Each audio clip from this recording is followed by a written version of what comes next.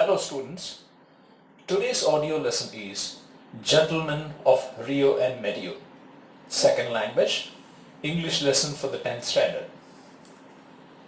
Just a brief introduction first. The author Juan A. Cedillo, born 1902, passed away 1982, was born in New Mexico. He was a lawyer. He wrote about Mexico and Western United States. The story is about an actual legal case.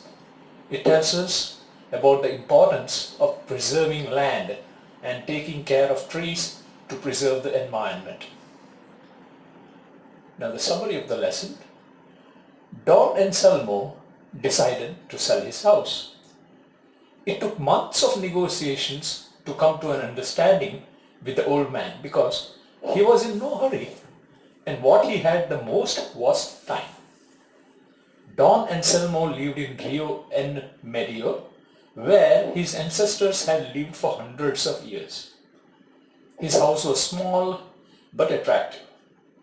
A little stream ran through his land and his orchard was beautiful. He tilled the same land they had tilled. His house was small and wretched but quaint.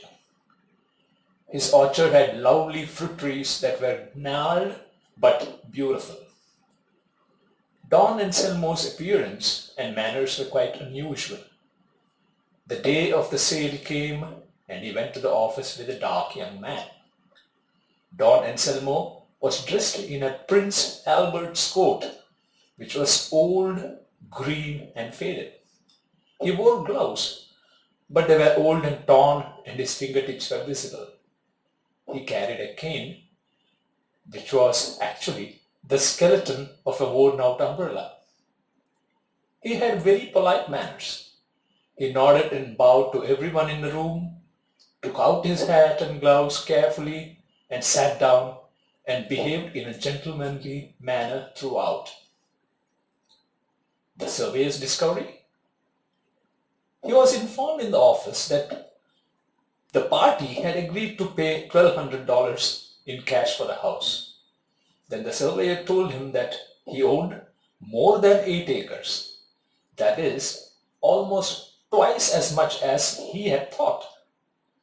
The Americans who were buying his house were willing to pay double the amount.